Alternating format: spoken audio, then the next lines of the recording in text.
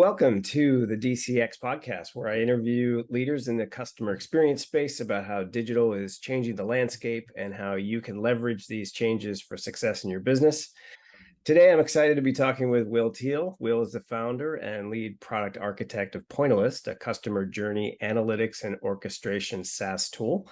Pointillist was recently acquired by Genesys, the global leader in cloud customer experience and contact center solutions.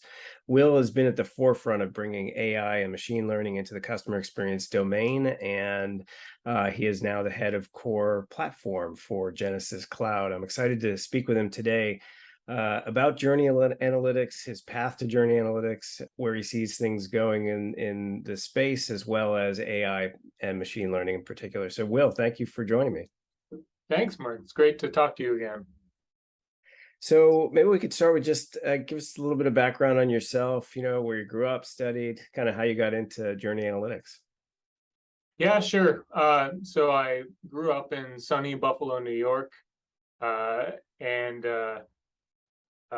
I did everything that I could to build downhill vehicles and injure myself with all sorts of crazy contraptions, and then decided to pursue that professionally with a mechanical engineering degree.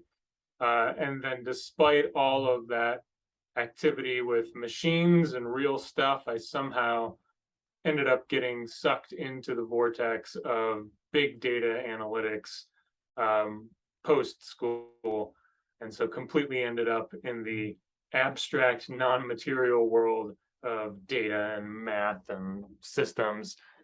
And actually, I mean, at the time, it was hard to avoid that world. As you may remember, the data scientist was at one point in some professional magazine called The Sexiest Career, which at the time and still seems completely incongruous with who a data scientist actually is. But I did end up following that path. I spent some time in management consulting, running an analytics practice inside of a consultancy. That gave me a lot of exposure to the problems that or challenges that were being faced specifically in telecom. And as you know, in telcos, there are many different channels through which customers interact with the business, including outbound channels and inbound channels, passive and active. And the challenge that our telecom clients were facing was figuring out how the interactions across all of those channels impact customer health and business performance. And at the time, we couldn't find technologies that were sufficient to give us that view into the data and what was going on. And so that problem spawned, in the end, what ended up becoming our startup, Pointillist, which was a technology built from the ground up for journey analytics to be able to answer those sorts of questions. And over time, we developed a partner ecosystem, which included Genesys. And then, of course, recently, we had enough overlap in our objectives that made sense for Genesys to acquire us.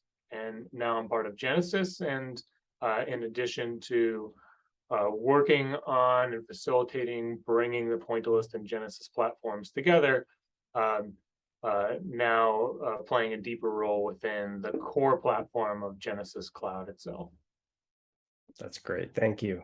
So before journey analytics tools were available, right? Before they existed, it sounds like, companies had all sorts of different ways of assessing journeys and major pain points. So what specifically were you trying to solve with creating Pointillist? Yeah, I think that if we just sort of reflect on what's meant here by journey versus other types of business intelligence, a journey specifically is when you, as someone who has a goal or a hypothesis about how you want customers to be interacting with your business, when you describe that as a set of milestones, and then you take a look at how are your customers actually progressing along those milestones, and when they're not doing what you want them to do or what you think they're doing, what are they doing, so that you can go in and make strategic decisions about how to change that customer experience and ultimately accomplish the objectives that you're looking for. So some important components to what I just said are the ability to describe these milestones, the ability to look at the patterns in aggregate, the ability to look at what happens when individuals diverge from those. And previously, you could do these things, but you could kind of only do one of them at a time. So if I wanted to look at who is achieving certain milestones, I could do that with a BI platform, but it would be building a chart and building a bar chart and breaking that bar chart down by customer segments. But I didn't have the ability to look at this over time as a time series. I couldn't see who was hitting this milestone and then going to this milestone and then going to this milestone, and see where the dropout was occurring. That was a really complex, hard thing to do. And I had to do that personally. And I know that we had whole in multi-month engagements just around doing this type of analysis. It's very manual, very labor intensive. Now I could get a time series view, but I couldn't get that in aggregate. So I would call this today a customer timeline, where I could see for this one customer, what's their story? What did they do? But how do I look at a bunch of customer timelines in aggregate? I mean, that's actually kind of a complex problem when you think about how do you visualize something like that when you have 10 million customers and every single one of their timelines is different. And so journey analytics wasn't exactly solving a new problem. It's not exactly doing things that are completely unique, but it uses some sophisticated visualization, sophisticated underlying analytics to bring together these different techniques that were independent of one another and put them in the same place so that you can get that aggregate view of what customers are doing and where they're not doing what you want them to do and what they are doing that you can fix. Yeah, and I think one of your key points there is the aggregation of data into a single system that can analyze that data and with speed, right? That was a huge benefit. I know when we started using it at Comcast, it was the ability to very quickly understand, is something going on here? How many people are getting into this situation? Is this a problem? And to very quickly analyze the data from different perspectives. So sounds like the challenges early on were, there's ways of doing this, but it would take weeks or months, and now it's moments, which is a huge benefit. Yeah, that's right. And I think journey analytics, the name didn't really exist 10 years ago. It kind of was made up around 2014, 2015 is when it sort of started to solidify, just as the name of a practice. And I would say that journey analytics is more of a practice than a description of a certain product or technology. And a lot of companies are doing journey analytics, but we should remember it's not something that's like taught in business school. It's not like there's the journey analytics class. It's all sort of new. And so even though companies are doing journey analytics and analyzing customer behaviors, there aren't really standards for what to expect, like how fast I should be able to do this, what's the best practice for doing journey analytics. So all of that, as we're discussing this, we're still discovering and agreeing as an industry on what the best practices is and what the standards are for how quickly you should be able to solve these problems. And Pointillist is an example of a technology that can facilitate that journey analytics practice. Yeah, absolutely. So Pointillist, Genesys, work with a lot of different companies. Are there, different industries that are using journey analytics solutions today, and kind of what benefits are they seeing? Yeah, I think the benefits go across industries. I mean, I'll just describe some of the use cases. So one use case which came up early, in fact, is the use case where that Pointillist emerged from, was digital containment.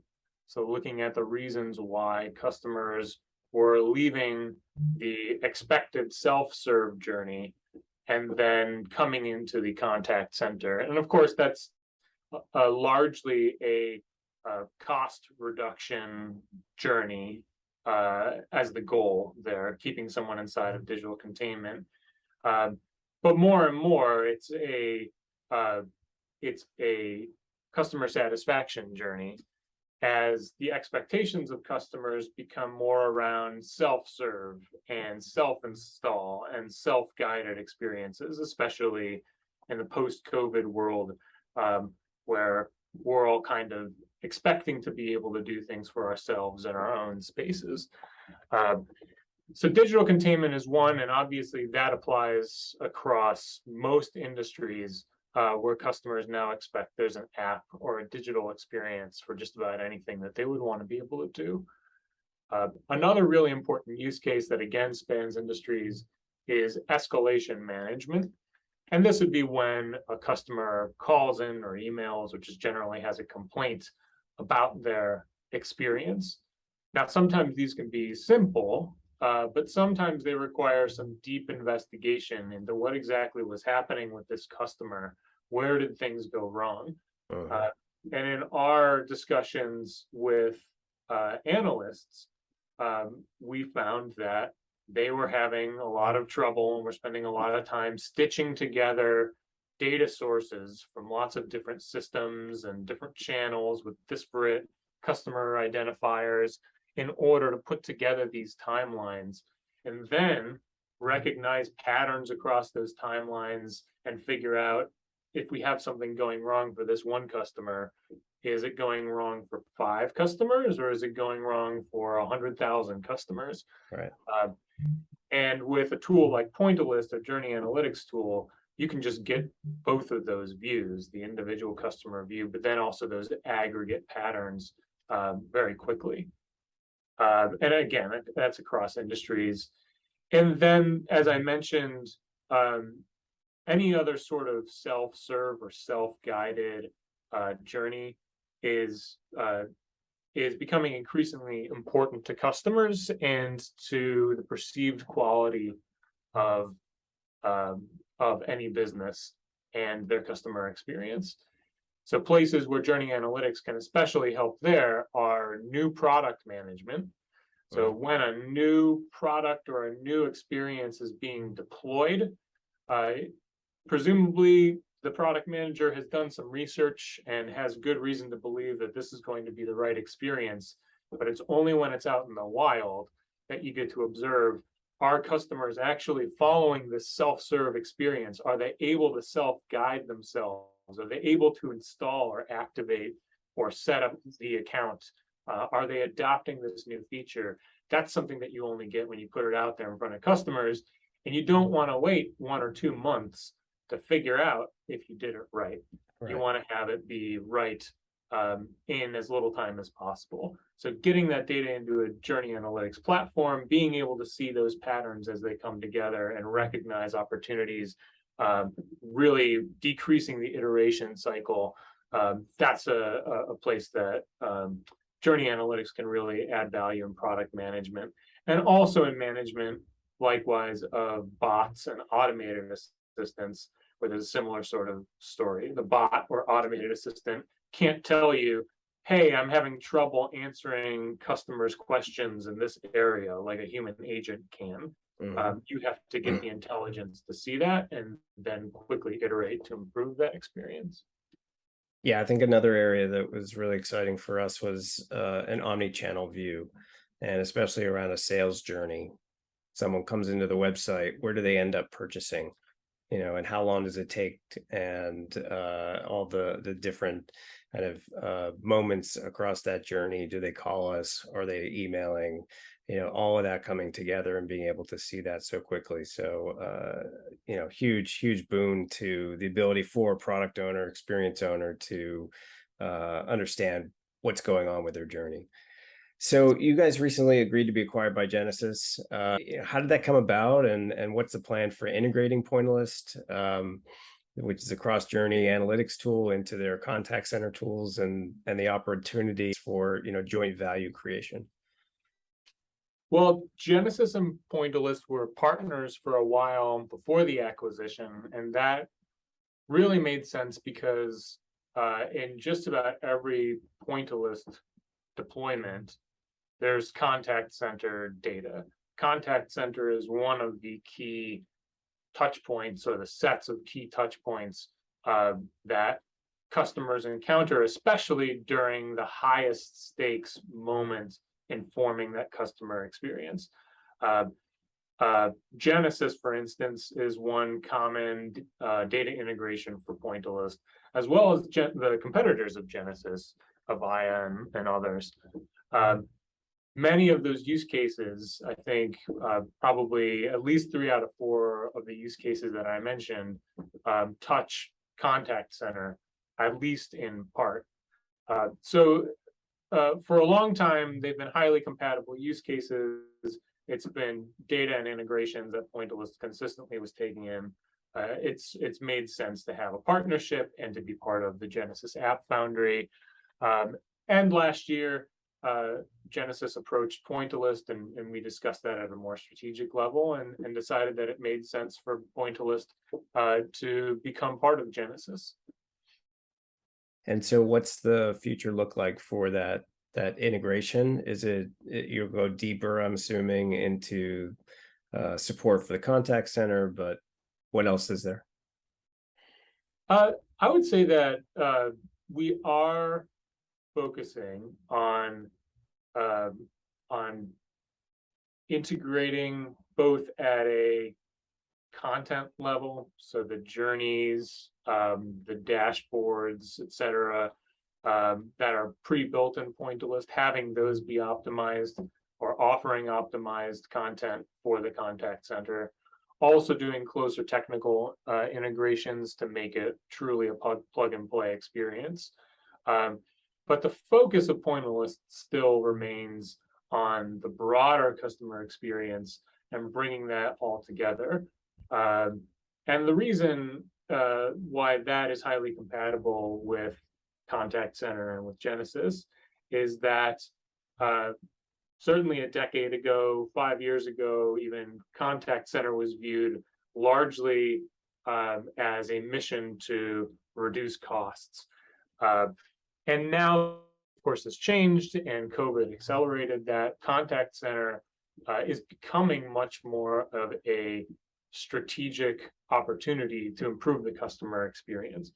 And in order to do that, managers within the contact center and customer experience managers need to be able to see across multiple channels and need to be able to quickly reduce the cycle of observing an opportunity in a single interaction or conversation with a customer to actually enacting a strategic change that changes the customer experience for a large number of customers and moves the needle on KPIs. So naturally, for this to be able to happen, the journey analytics has to not just live in its own kind of bubble for analysts. It has to come in closer and be part of operations, be closer to contact center operations. And that's what the longer term goal is. It's to bring those journey analytics insights from Pointillist closer and closer, and eventually make a seamless relationship between the insights of Pointillist that are coming from across channels and the day-to-day management and in-the-moment decisions that are being made in the contact center to optimize the customer experience. Yeah, I find a lot of disconnect between the call centers and the digital experiences for many companies. Uh, Agents have no idea where the customer has been, what they've been through already. They keep starting the conversation over again. They transfer to somebody else. They start the conversation again. Uh, Having an understanding really, like you said, impacts that overall customer experience, the sense of trust that you have in the company, that they're valuing your time. So look forward to more integration of that. So I want to talk a little bit about AI. Using artificial intelligence seems to be part of everybody's strategy at this point, and it's kind of thrown around quite a bit. But you guys saw an early opportunity, I think, for AI into Pointillist to help with the analysis of data. So what does it mean to you in terms of journey analytics, the orchestration, and where do you see the biggest opportunities for AI in the coming years?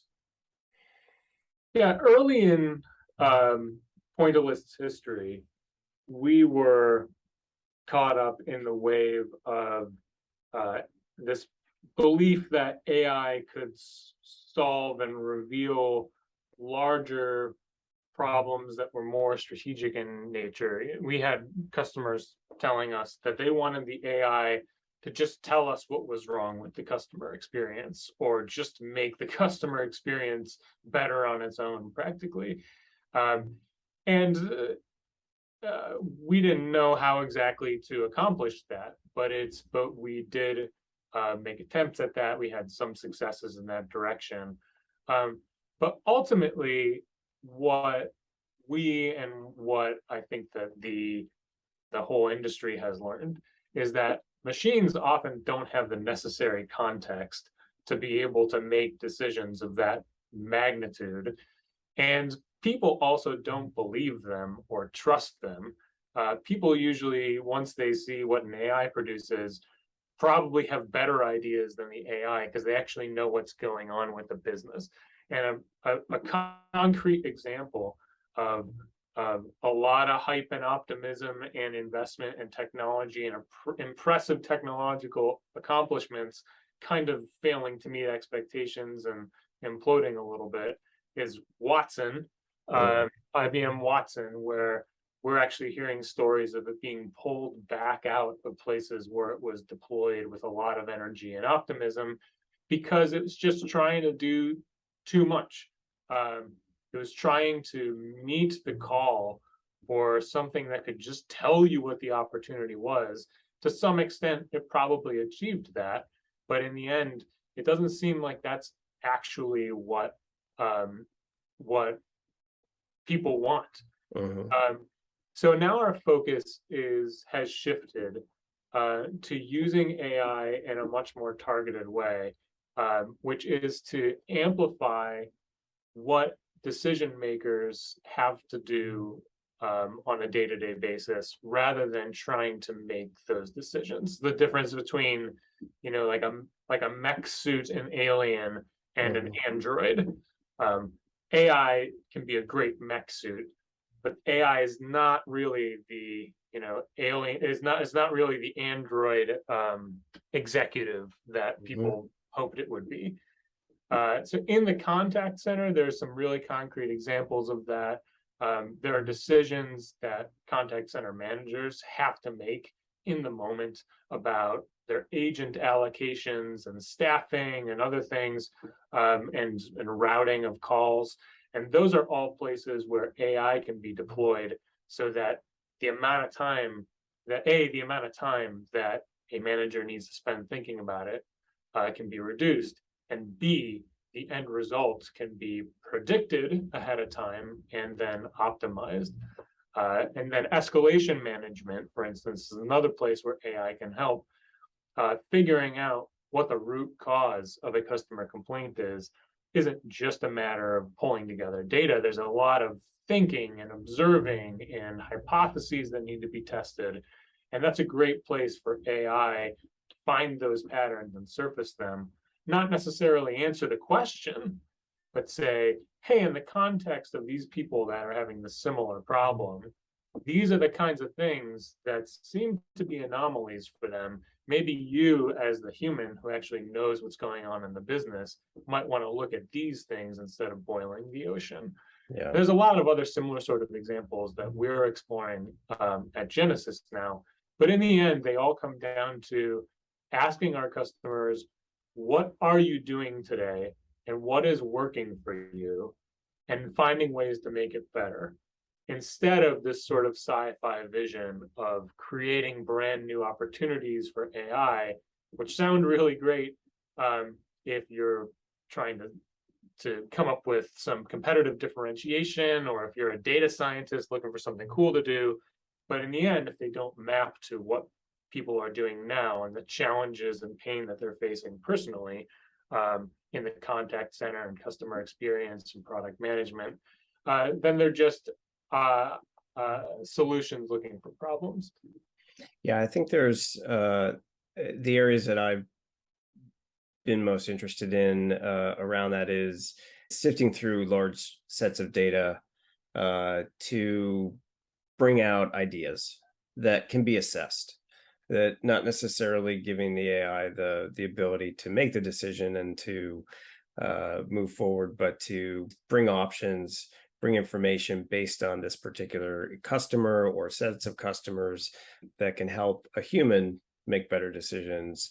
Like you said, maybe sift through certain options beforehand and bring those up. So. I think an important learning for us in AI is ultimately that people buy solutions to their problems and not technologies.